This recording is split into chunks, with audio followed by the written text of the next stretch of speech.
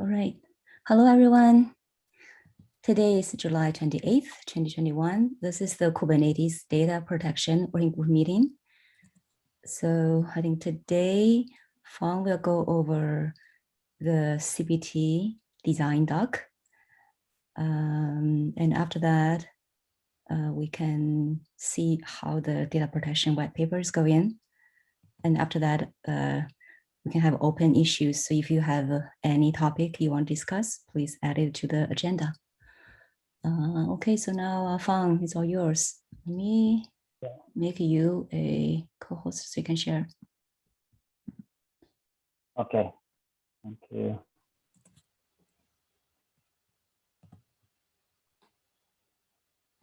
Yeah, I guess it's been a while since we talked about this CBT design, so I just quickly walk through a little bit, and then we can start digging into the feedback that we got from the design from the community, and then we will see what we can talk more about.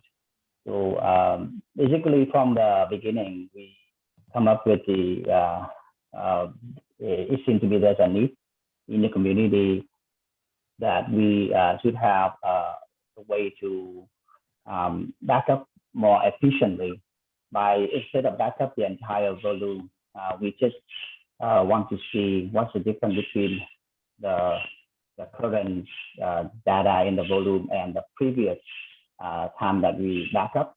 And the way we do that is that we compare the difference between two snapshots, the current one and the one that we use to do the last backup.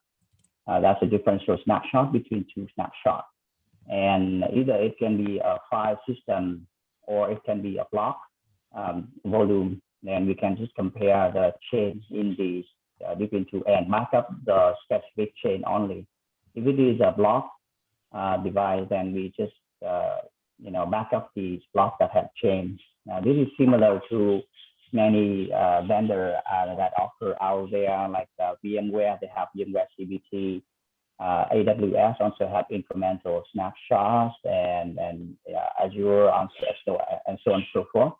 And after we discuss about all of the different way of the vendor offer their different source snapshots, we come up with this design that we propose to add it into the CSI Kubernetes CSI that outline the way we present the difference between two snapshots.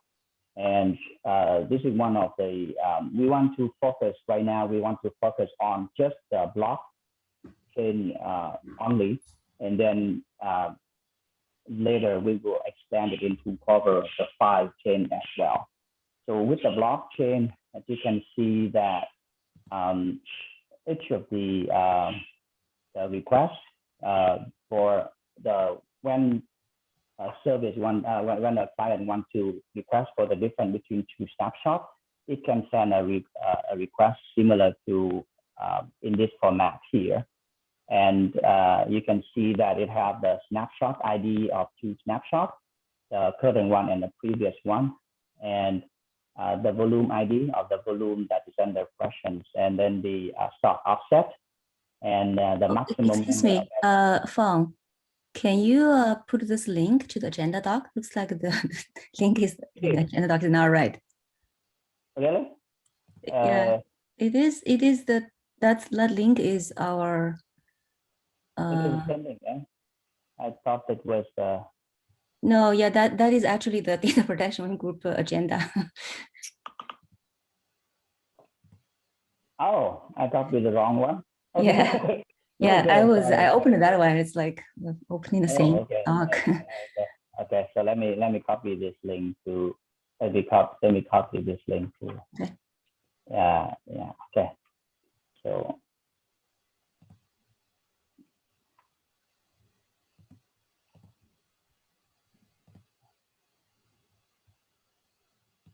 Okay. So, all right, let me continue. I also let me paste that link in the chat as well. So just in case, let me double check that, make sure I point to the right document. Yeah, okay. So the request of the service would specify the snapshot, the two snapshot ID, and the volume, and the start offset of that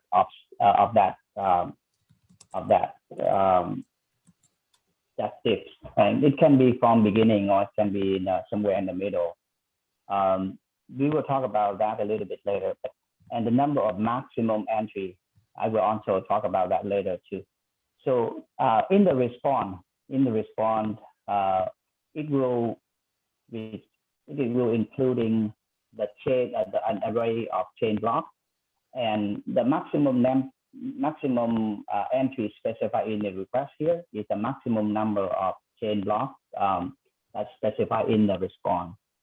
Just in case that it has so many chain blocks, we want to only return a fixed set, a maximum a certain number of sets at a time, so that the client side can absorb the response. And this is to specify the next offset that so if it is like the beginning of the chain, then we can the response would be 0. But if it is if this one is one of the response in multiple response, then it will specify that the next offset will specify the offset where you're going to start the next difference between the next snapshot. Okay. So this next offset here will be used in the start offset for the next request. That's what it meant. And this is the volume size and the timeout, just in case that when we request an offset, the server side may keep this different snapshot in memory for a specific number of times, so it can continue serving it. Otherwise, it will automatically time out. And as you can see, the chain blocks right here, the detail of each chain blocks will be specified in this struct. It starts with the offset, then starts with and then the size of that. So that this way we can accommodate both fixed size blocks and variable size blocks. So that is in general is the overview of this API that we're proposing. And we received a lot of feedback in this area. One of them that I want to point out is that, as you can see, that in this chain block, we identify the block by the offset, right? And this one may not work. This one works with VMware CBT, but for AWS, it might not work because, as you can see in the AWS, it has this concept of tokens. You can see that instead of just having, by the way, for AWS, they're using a fixed size block. So when they specify the block index, you can do that with the block size. You can go compute the offset of the block. However, as you can see here, CBT also is using a concept of token, so which is not compatible with the VMware CBT. And you can see VMware CBT only have the start offset and the length, right? So I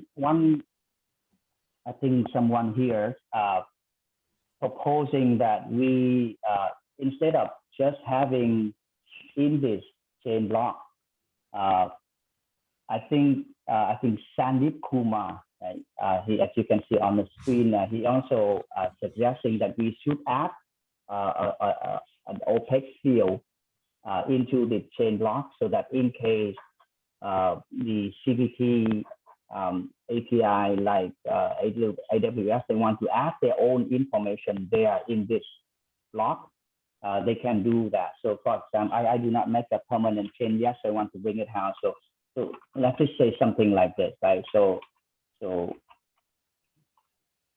something like that. That's what Sandeep proposed, so that we can. So if the vendor want to specify the block a little bit different, they can just simply add their identifier of the block into this context here.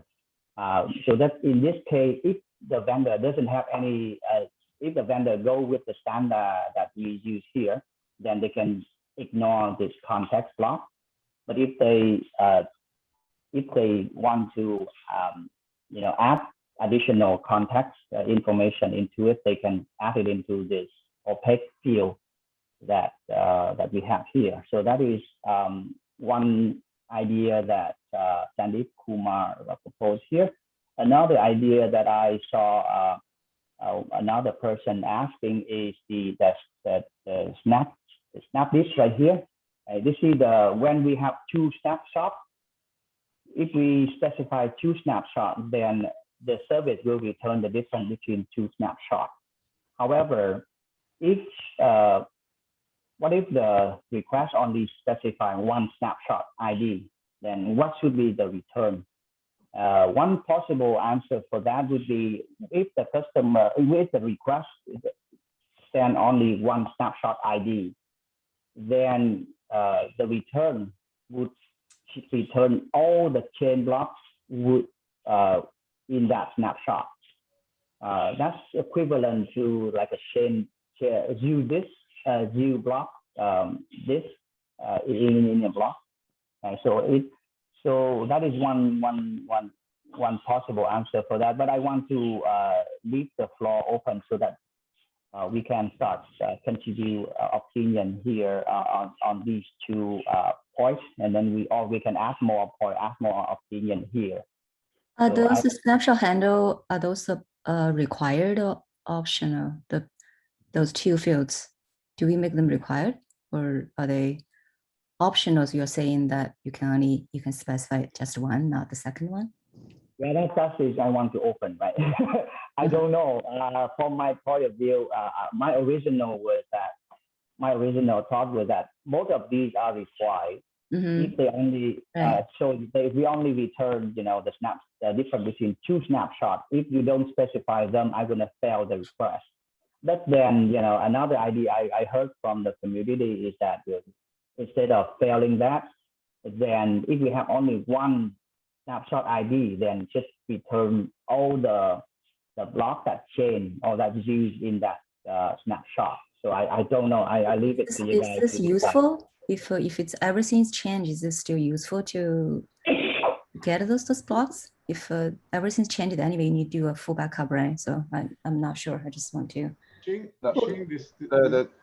So I had brought this point up because when you do your first backup, if you don't, because you don't have a previous snapshot, you'll be backing up everything, which is say the whole disk size, which could be a lot of 0 blocks.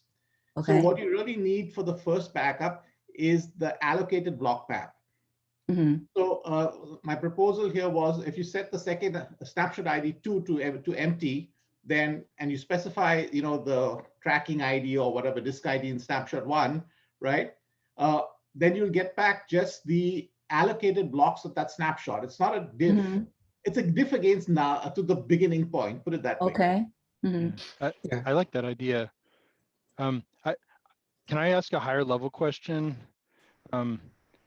This API, where is it going to live? Like, how is it going to, like, what is going to implement it, and what is the communication path between backup apps and whatever is implementing this API going to look like? Have we given any thought to that, or is that still like a future thing? So we have some sample workflow that implementing this, not really implement, but explore how to use this CBT service here. For example, right? If as you can see, well, I mean, I understand conceptually like how you would use this and how it how you could like even maybe implement examples showing how it's useful, and that all makes sense. But like I'm just trying to wrap my head around the concrete implementation of this in a Kubernetes world, and I didn't know if we had thought about. I think we have the Kubernetes API and also CSI, right? So there are both sides, right? So but this is more thinking about it as a CSI extension to CSI itself? Yeah. Okay. You have other gonna suggestions. We can, of course, right? This is very early, right? So if you have other suggestions, we're open to that. But right now, I think this is. Yeah, I'm just trying to get more of an embodiment in my mind of like how one would write this. So the vision is new CSI gRPCs. The CSI plugin implements them optionally, and then some sidecar right. or can hook onto it, or maybe even the backup app hooks onto it directly somehow, and consumes this information. Yeah. Fang, do we also have Kubernetes APIs defined?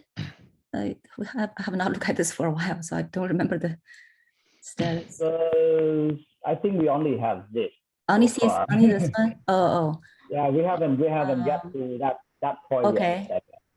Yeah, I think we probably need that. I think because we need to look at like how to call this, right, from a Kubernetes sidecar or something, some controller who should be calling this. Yeah, we should also look into that. That might be really tricky. Yeah, I mean, with CSI specifically, the way gRPCs work is the vendor controls what sits on the other end of that socket by picking a sidecar and running it in the same pod and wiring it up so it's secure and everything. But yeah, once you want to plumb it out to some other application, then you have a bunch of security issues and data transport efficiency issues. And no, we're not. What were you going to say, We're not Sean? saying backup. I don't think we're saying the backup vendors controller directly like deployed together with this. I think we are still thinking about we should have some Kubernetes API, right? Okay, So yeah. I think that I think that's what we are thinking. But my only concern with that is most of the Kubernetes APIs are relatively lightweight in terms of how much data gets schlepped around. But like this one, even though you're only just doing a list of blocks, like for a 100 terabyte volume, the change block list itself could be gigabytes in size. And so pushing that through the Kubernetes API might still be that could painful. that could be a concern as well. Yeah, so that's that's why we have this maximum entry number here, so that we kind of limit. So we don't want to This is probably not unique, right? Like when we have like list volumes, list snapshots, those type of things. Although list snapshots are not really used, but list volumes is. So that could be. But like list volumes is nowhere reflected back into the Kubernetes API. No, it is. List volumes is called in Kubernetes. No, it's called, but like we don't take the contents of that and shove it into Kube API server ever, right? We use it inside the sidecar to perform a computation. And so if we had something similar going on where like whatever was on the other end of the gRPC socket seeing all these change blocks and it could consume it right there, that makes sense to me. If you turn around and try to push it into Kube API server and then something else consumes it on the other end of Kube API server, then you're actually, Kube API server is in the data path and you have a efficiency. But are we pushing anything? But I think we're just getting the list not even of data path. blocks. This is not even data right. path. But what I'm saying is the list of data, the list of change blocks itself could be hundreds of megabytes in some cases. This is actually not, okay, so I see a question for Noah. This is actually still just the control path. We're not really talking about the data yet, actually. So we initially talked about data won't be in this API yet. Yep. So this is not data path. But I think that this is still a concern. I kind of agree with that. Yeah, pretty sure this will be a concern. So we need to think about how to handle. Yeah, I take this from a slightly different angle. Because of this paging thing, right? We can put max entries within one. Let's say we have an API, a Kubernetes API. And how do we represent this as a whole? Yeah, I think a Kubernetes object is limited by what etcd can handle, which is like 2 megabytes or something, right? 4 or 2, yes, something like that. Yeah, so there's some relatively small limit that we'd have to fit each object inside. So you probably need to see Like what is normally what is the Hmm. size that we could see? I think that's something definitely will be part of Change the block. line doc we need to have. Huh? Yeah, especially for the cases where one snapshot ID is not there. The first snapshot, you want to do a full Yeah, backup. then you have the entire block. And that one can be big, right? Mm-hmm. Yeah. Yeah. So don't we have to solve this problem anyway for the data path? Because No, we're not even looking at the data path yet, right? So right now it's just we right now just look at the control paths. Because data path, that's another big discussion, I think. Right, but like the list of change blocks itself is This could be big data as well. path. Yeah. Like yeah, it's not the data, but it's still a large I amount think of we need to write metadata. down, at least you need to write down, because this would be something that is you actually required to write down this when we submit a CAP or something. Like what is the impact? So I have this answer here for this case of where we can, we have two options, right? Number one is that if the snapshot ID, the second snapshot ID is no, we can simply fail the operation. That's one choice. The other choice is that if that path is no, then we return everything that changed, that means used in the first snapshot, like a beginning. Or the way we can get around that is we can depend on the vendor to support it, right?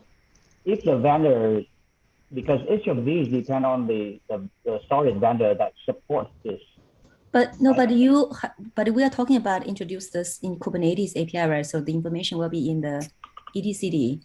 So we can't say this is only a vendor thing. We still need to know what's the impact at least.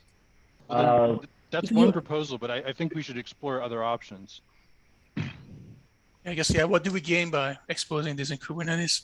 Because this is unlike, some of the other features that are user facing. This is not so much user facing. There's no need for users to interact with these CRs. Well, this is for the backup vendors, I guess. Right. So, and the fact that such a functionality exists doesn't really have to be exposed to users, the same way we do snapshots or other functionality. You can argue that the backup vendors are also users. Right, but it's not like what do you gain by having some corresponding objects in Kubernetes?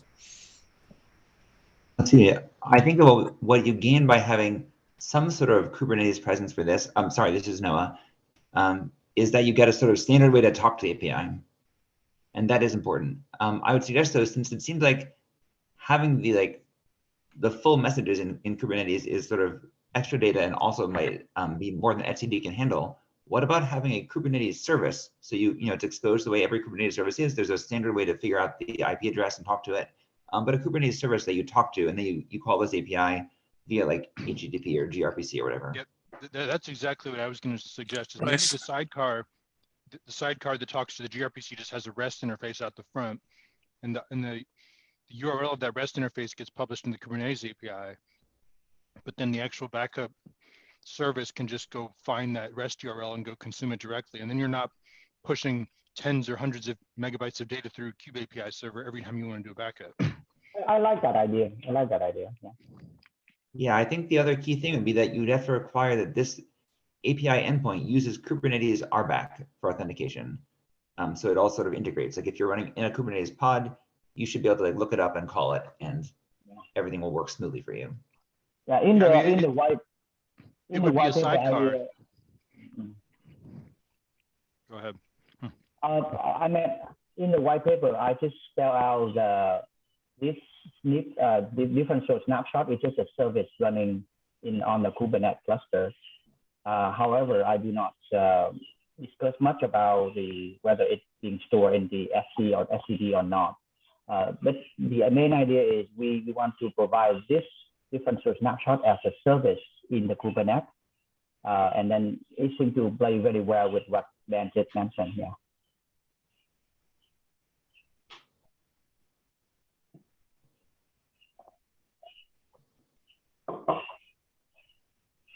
If that is the case, if we want to if we agree that the CBT, this different source snapshot is a service, and then it doesn't matter how long that the response will be, right? Because it's in between at that point.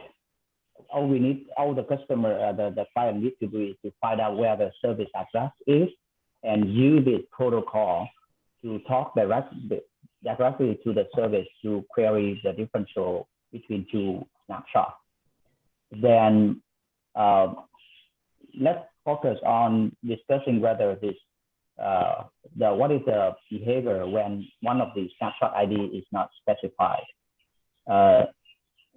What do you guys think we should decide here? Whether just return all the chain blocks or fail it? That so far we have two options, right? So it seems to me that the suggestion of if one of the snapshot ID is missing, we return all the blocks that change. I think that seems to be very useful. It would be useful if the vendor can support it. It might be the kind of thing where you have to have a capability bit and see if the machine can do that or not. And if not, you just return an error and say you have to specify a base snapshot. But if it can, then you get something. I mean, it feels like a nice optional thing that would be really useful in the cases when you can implement it. Okay. I don't know if we want to require it.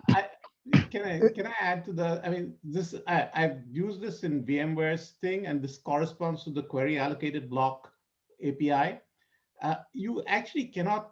Sets a boundary condition for a differential backup. You actually cannot do a complete delta backup if you start off with a full dump of the entire disk, because what's your first backup going to be? It's going to be, if you don't have this feature, your first backup is going to have a lot of zero blocks for all the unallocated and unwritten blocks, because there's no way to query that. So again, I'm not saying you have to implement it this way, but you do have to address the very first backup problem of how do you just get the blocks so that you're only doing a change from nothing to the first set of blocks. Address that problem. Implementation doesn't matter. Yeah, but I mean, like, that's something that backup vendors have to deal with anyways, right? If there is no change block implementation. Right. So this is how we do it right now. We actually use query allocated blocks. So there has to be either another API or you make this API do that. No, I'm saying like you can just read the whole volume and then you can detect which blocks. No, that's different. That's a different API. That's a different, yeah. You need someone mentioned 100 terabyte volume. Why would I want to read 100 terabytes if I've written one block only? I mean, right. But what's the since we have this API? Okay. So let's back up. So since we have this API, why is that we can't make this one useful for the case that Carl is talking about, right? So you can. So the first snapshot ID is required. The second one is optional. If it's not specified, then then you just return all the change blocks. I mean, is there a way, and maybe this is, I worry about optional. Is there a way to have sort of a specific, it's probably not fair. Just you like mean just to say what, you need to specify some value to say. Yeah, so that I don't accidentally trigger something like this. That would, because I agree with Carl. I think it's a super useful thing to have. I just don't want to accidentally trigger it and pull all that just because I had a malformed request. I'd rather explicitly say. So if let's say if it's set to something like -1, then that means so we need to specify something. Well, we can discuss those details, but I'm more interested in the naming. Do we have any implication on the name? The sequence matters, right? Oh, you mean the first snapshot ID name? ID. Yeah, this one too is a little weird. Yeah, maybe we need a better that. If the first one is supposed to be the base and the second one should be the next one, then if we want to support this, I think we should make the second one required, the first one optional, right? Yeah, we need to establish the temporal relationship between the two things, which is first, which is second, in time. Exactly. And Carl, to your point, for many storage vendors, you take the first snapshot the snapshot only, the size of that snapshot will only be the size of the used capacity of that disk. So it typically doesn't contain the 0 blocks you were mentioning, but you know, it depends on the storage system. Sorry, so when you say that if you omit, say, the snapshot ID1, the one that's earlier in time, you'll get all changed blocks. Changed since when? Like changed since it was an image? I think No, you get all non-zero blocks. Okay, all non-zero blocks, yeah. So it's like initial, I don't know, initial snapshot ID or something. I don't know. Base, I would say base. Base, yeah, base. Maybe like base snapshot ID and target snapshot ID for the two parameters. Target being the required one. Mm-hmm. I also think the API should be able to fail if, let's say, target was actually before base. Right, that's the expected. How do you know the target is but you check the timestamp? No, storage system should know. There could be a benefit though if you're looking to reverse. Yeah. But if all you're returning is the list of changed blocks, the order doesn't matter. The list is identical. In reverse, because you don't need change blocks, right? Just revert. Yeah, I'm imagining the storage system. Yeah. For each snapshot holds like, for each snapshot, the storage system has like a pointer to the parent snapshot and then a list of blocks changed since the parent. So you just have to, in order to get the reverse list, you basically have to walk the tree and like reverse your data structure. I mean, I guess I view that as if the storage vendor, said it was hard for them to do that reverse list, they could fail it. But I don't know if I would a priori. I was just wondering, in revert case, do you actually need to use the change blocks for that? I thought revert just you have that specific snapshot, you just revert to it. It's a different function. I thought. Yeah. Think of it more this way. So let's say I had a schedule where I do sort of a scheduled sort of transfer every 4 hours. And then a customer comes in and says, oh, I took an application consistent where I took some important point in time snapshot, and I'd really like you to salt that one away. And the system goes, that's great. Except that, that my base is now after that one you created before. So if they want to manually create it, I want to be able to then sort of go from where I am now to that previous point in time. So think of it as maybe scheduled versus manual. There may be a reason to create to get a copy of a manual one that's maybe app consistent or important in some way. So again, I'm not saying it has to be supported, but if the storage vendor supported it, there's value in it. So you're saying it's actually some storage vendors can actually just take those, can actually remove those additional blocks. Yeah, I mean, back like a million years ago in the old Snap Mirror, Snap Vault days, we would be able to do that. And it was exactly that case that the customer wanted to be able to salt away, usually an app consistent copy that was created before the most recent scheduled transfer. But then how does, so it's the storage system has to figure out, I mean, I'm just trying to figure out how does the controller handle this? If you look at the two snapshot, you have to compare the timestamp, or do you already know this one is earlier, then I have to somehow do something differently? I was just wondering how to use I'm really confused by this too. Like the difference between snapshots A and B is identical to the difference between snapshots B and A in every case that I can imagine. So that's true. That's true as long as, and again, putting say if it's a snap mirror, a data domain kind of replication where I just have 2 points in times and I diff, that's true. And that's where I think the storage array wouldn't have any issue in either approach. There are other approaches though, where I know they, the systems sort of, build up, build up chains of changes. That may be more difficult for them to do. Just in terms of managing those chains. There's a couple of storage arrays that I've seen that do snapshots really only move forward, and that backward sort of here's the list of transfers is tricky for them.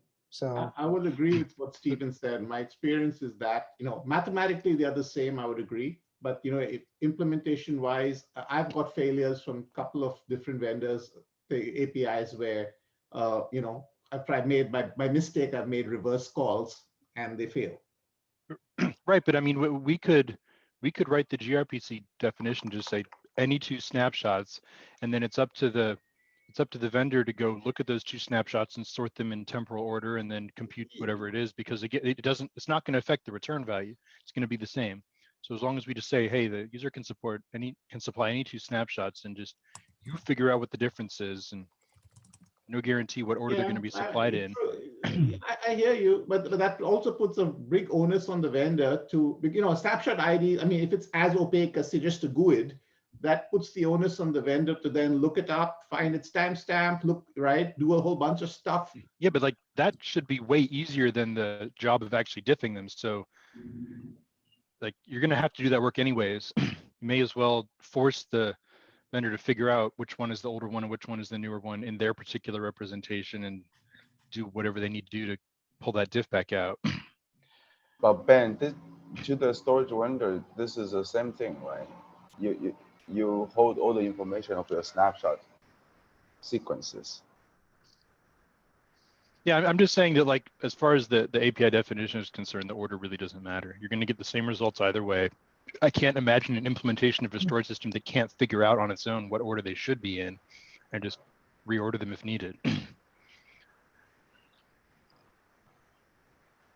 That's my opinion. I mean, if we want to make a hard and fast rule that you supply the older one first and the newer one second, then yeah, I'm kind of thinking from the end user's perspective, right? Who is going to use this API and what this is used for? If reverse order works, for sure, as you said, the change block will not change. But to the user, it's kind of useless if it's reversed. And man easily can make mistake based on the return result. Okay, no, they're going to get the same. They're going to get the same result. It's so not this useless. This is for the backup vendor, right? So I mean, I'm still have not figured out if it's reverse. How does the backup vendor use this? Do they have to know the ordering and then they do something different? So to some extent, then I mean, again, as a backup vendor, I guess I like having the extra check where the system tells me,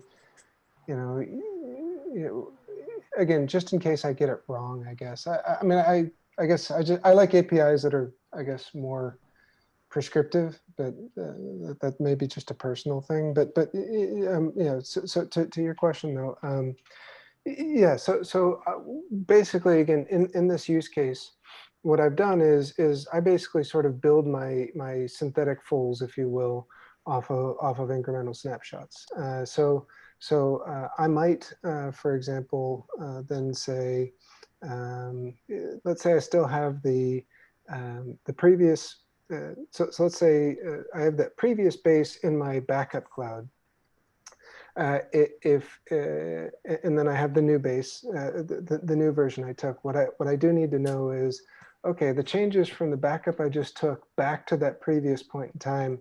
Here's the blocks I apply. Cool. Now I have that previous point in time. So similar to what Ben's saying, it's the same set of blocks whether I was going forward or backward. So I just apply those blocks to my backup image, create a new synthetic, and I just mark that as a previous point in time or what have you. So where it gets more interesting then is my next incremental backup. I do have to remember that my next incremental in my cloud is based on, that other point in time. This would be a lot easier if I had a diagram. Steven, the tricky thing over here is right now in the CSI specification, if you do a list snapshot, it gives you a list of snapshot IDs, but it doesn't give you the snapshot creation timestamp, right? This is from the CSI, from the storage system. It is gonna be harder for the backup vendors to use this API if this information is not exposed. I mean, I'm totally fine if we want to expose the created timestamp from the storage system in the list snapshot API, but we're not doing this as of today. Are you sure about that, Sean? I thought list snapshot returned timestamp. There was because the list snapshot has a snapshot object, right? Each snapshot object has the create time. Oh, I see. Okay, Yeah. if it's a snapshot object, then it's fine. I was wrong. Sorry, I thought it only returns the ID. Yeah, you should have that. Let me see. List snapshot list. I can quickly check. Each list snapshot has a snapshot message itself. The inside the message has all the information, so you should have it. So if we just put a comment into the API to specify the timing, like I just wrote on the screen right now, would that be enough to make it easier for user of this API to use the API?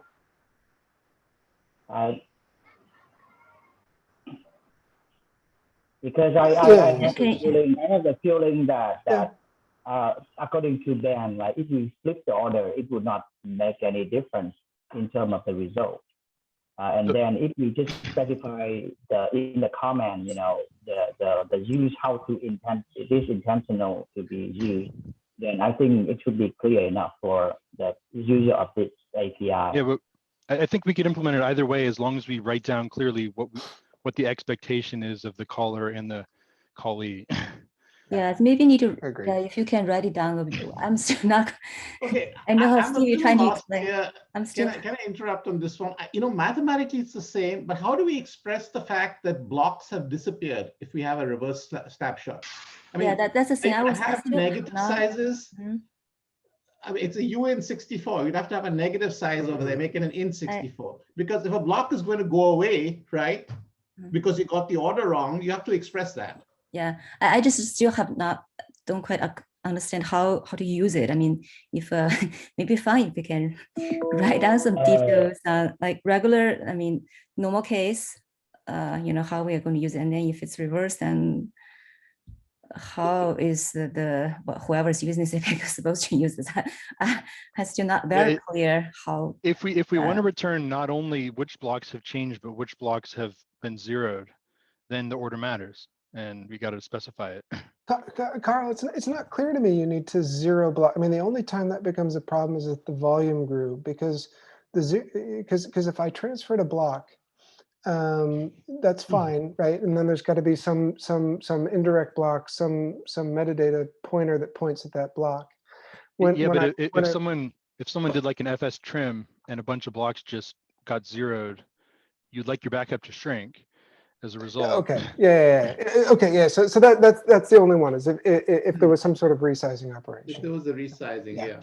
And that remains true even in the case of this. If the volume supports a trim, even the existing API, how do you say that? We don't support that yet, right? So do we have to?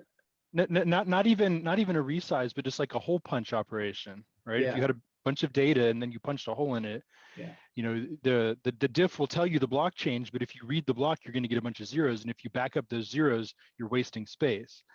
So it would be nice to know that. But on the other hand, you do need to know. You do need to know that the blocks have been removed. I'm not sure you do. I mean, I guess, but it's only from a space consumption standpoint, because if the blocks got removed, that the metadata doesn't reference them, and given that everybody compresses. So for the case that the block being zero out, can we specify in the chain block structure somehow? Yeah, but is it necessary? That's the question Stevens brought up, right? Because from a data perspective, would we? Well, I think we would need to know, right? Because if I mean, again, not assuming any format or assumption of the data, if we were to read the raw volume, we would get zeros in that area.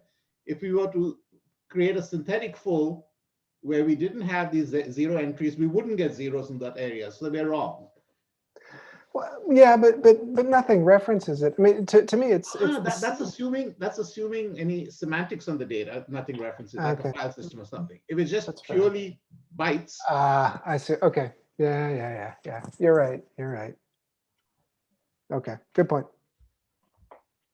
I was thinking from the backup vendor point of view, where after we receive the chain blocks, right? The metadata, we want to do the next step, which is backup or restore these blocks. And if it is O0, we want to optimize that. We want to, instead of transferring a block at O0, we want to do something instead. So I would love to see some guidance from this service saying this change and it changed from something to something. It kind of it doesn't have the all data there, but it has some indication if it is zero block, right? So that is something that I would love to have, so that when we back up or restore, we know, hey, this is a zero block. Just don't do anything, just wipe it out instead of transfer the zero block over, right? Are you looking to expose this kind of information in the API? I'm not sure whether API is the best place to do that. I don't know. I'm questioning here whether that's a good idea to have some additional indication of whether. Yeah, I think you could add one additional bit to each change block that says, was this a hole that got punched? Therefore, you don't even need to bother reading it. You can just mark down that this is a hole now. Right. We used to do that. And furthermore, when you're restoring it back to the physical device, you don't have to write a bunch of zeros. You could just punch a hole for your writing operation and save or get more efficiency that way. You're saying to avoid reading, because I think we're going to have a 0 bit on the block read anyway. So what you're saying is you'd avoid the additional block read that would return the.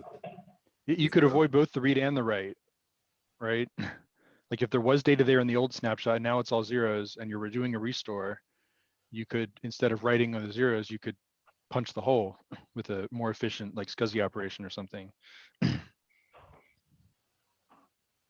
So knowing that it's all zeros is handy. Are there providers that only have the 0 information on when you read the block? Because we could just add it in both places, and you can actually set it in either way, right? It kind of matters what the providers give us back. Yeah. My a little bit. I have a little bit concern here is that whether this 0 block is associated with snapshot ID 1 or snapshot ID 2.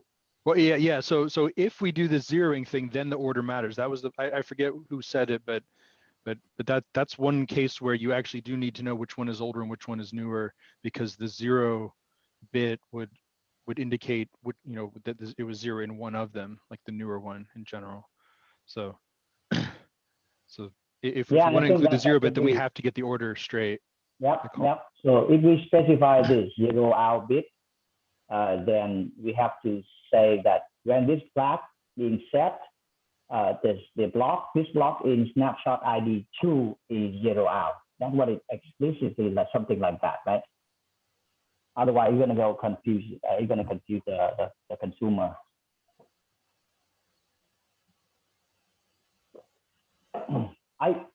By the way, just a time check. We have 8 minutes left on the clock, so we're going to continue talking about this, or should we wrap it up here and then we can continue at a later time? I think this 0 out bit is a very good idea. It doesn't matter the vendor would exploit this feature or not. I think it should be nice. It would be nice if we put it in the API, so that if the vendor happen to have a use for it, then he would able to use it. I would take actually the opposite approach. Typically, adding a field it's easier than remove one. I would suggest maybe check out whether this is actually doable in many storage systems, right? Because if you want to remove this field, it's going to cause trouble. But it's trivial to just leave the field blank in all cases and get correct behavior, right? If you can't detect that you have zeros, you just say it changed and I don't know if it's zeros, so it is false, and then the user goes and reads that block, and indeed there's all zeros, and they still do the right thing. This will go into the CSI specification. So yeah, technically, I understand the use case over here. It's just a matter of I mean, we could wrap it in a capability bit like we do with other CSI things. We could say, do you have the capability to detect zeros? If true, then this bit is valid. If false, just ignore the value of the bit. Yeah, that's also fine. Again, so adding one more field brings more argument point, discussion points. Yeah. But That's it's all a I was good reason to get the order straight, right? So that you can get this field in the future. If we leave the field out and we don't care about the order, then adding it is a lot harder because the order could be backwards. So right, it depends on how we define the API behavior, right? If we say the behavior is that the first snapshot ID has to be before the second one, then the contract is already fixed in the beginning. But yeah, I see your point. That's okay if I put some contact like this, right? 0 out is a Boolean, right? If 0 out is true, then this block in the snapshot ID 2, I explicitly spelled out here, is 0 out. That's okay. Because in the previous one, I explicitly saying the snapshot ID 2 is this might be a little bit conflict, is a later in time. So if we reverse the order, this one may not be good. let's see if it will work if we reverse the order. So Phong, I think we can probably answer that question by looking at the providers, because we have concrete examples of implementations. And if there are any that require knowledge of ordering, then we should require ordering here. And if there are some that don't, then they can still take the ordered values, right? It seems to me like in this interface, we should just require ordering, and we can make it explicit in the API names, because if there's any provider that requires ordering, then the vendors, the backup vendors, will have to put ordering down into when they call this API. Right. And I think as we name it, again, I would stay away from previous and current. I like base and target. I think that's a clearer terminology. Earlier or later.